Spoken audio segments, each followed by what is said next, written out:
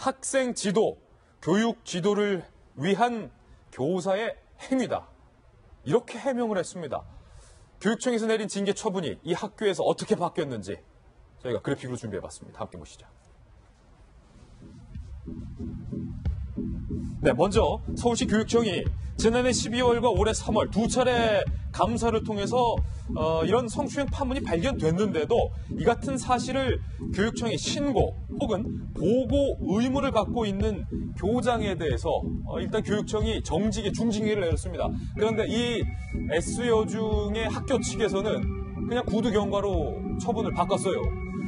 그리고 이 교감 같은 경우는요, 교사의 수업 시간에 성희롱 발언 등, 여자와 북어는 사흘마다 폐하한다라는 등, 이 같은 교사의 일탈에 대해서, 그릇된 행동에 대해서 이 교감이 제보를 받았는데 아무런 조치를 취하지 않은 것에 대해서 교육청에서 경징계, 감봉, 그리고 2차는 정징계, 역시 중징계를 내렸는데 학교 측에서는 그냥 경고와 견책으로 수순을 마무리했습니다. 그러면서 학교에 대해서 학교 측에서는 이렇게 해명을 했어요.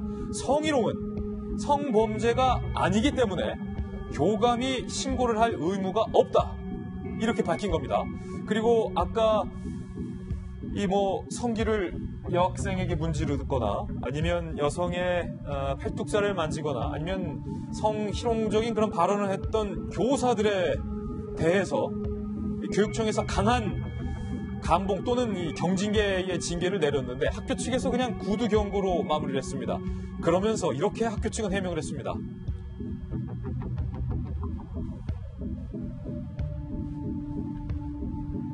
이것은 성추행 혹은 성희롱이 아니라 다음이요. 학생 교육 지도를 위한 행위를 징계의 사유로 삼는다면 교권 추락 정도가 아니고 제대로 된 학생 수업 지도 자체를 하지 말라는 것으로 판단할 수 있다. 선생님의 정당한 학생 지도, 교육 지도 차원이다. 정성희 위원님. 지금 아까 얘기한 대로 견책이나 이런 정직 이런 거에 감봉 이런 것이 경고로 처분이 바뀌었다면 아무것도 안 한 거죠. 학교는 아무 일도 없었다는 겁니다. 구두 경고만 하고 만 거니까.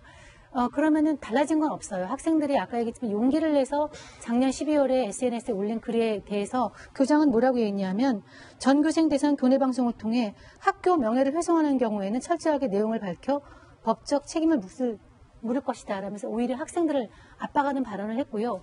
그 다음에 그 조사가 진행되는 과정에서도 정당한 학생 지도라고 얘기를 했고 성희롱은 성범죄가 아니다. 성범죄에는 성추행, 강제추행, 성희롱 다 들어갑니다. 예. 근데 다르다고 얘기를 하면서 물론 적용법은 틀리죠. 그거에 대해서 이렇게 얘기를 한 거는 사실상 아무것도 안 한 거고요. 달라진 게 없습니다. 학교 측의 인식 자체가 너무 아니한 건 아닌가. 예. 그렇죠. 그러면서 이제 왜 이렇게 됐냐고 보니까 이 사립학교다 보니까 그 교사에 대한 징계 권한이 사립학교 이제 이사회에 있습니다.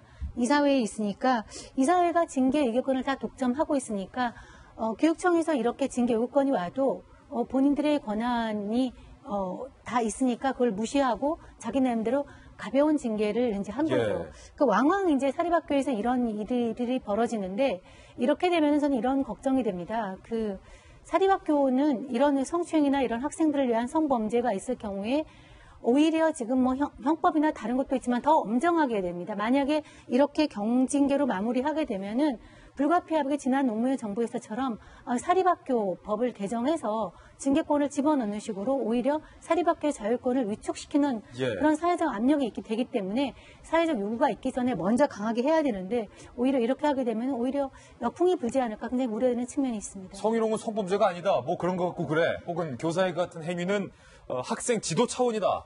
라는 학교의 해명이 참 황당한데요. 김 변호사님. 그런데 사립학교는 교육청의 징계 지시를 따를 의무는 없다. 네, 저도 처음에 사립학교법 보면서 예. 이거 정말 의무가 없는 건가? 이 규정이 왜 없지? 내가 못 찾는 건가? 싶을 정도로 이제 의문이 들었는데 사실 사립학교법은 이제 사립학교의 자유 영역이기 때문에 그 징계에 대해서 이제 자율적으로 일단 결정을 하게 되어 있습니다. 근데 아이들 교육이라는 거는 뭐 사립학교건 공립학교건 간에 어쨌든 간에 이제 대승적인 차원에서 좀 국가가 일괄적으로 관리할 그런 의무가 있다고 좀 보이고 그래서 사립학교 입장에서 이제 본인들이 정말 사립학교 사학의 자유를 외치고 싶다면 이런 점에 대해서 정말 누가 봐도 엄정하고 공정하게 처리하는 그런 모습을 보여주는 것이 바람직하지 않을까 이런 생각이 듭니다. 이 S여중 이 사건 어떻게 번지는지 저희가 계속해서 지켜보겠습니다.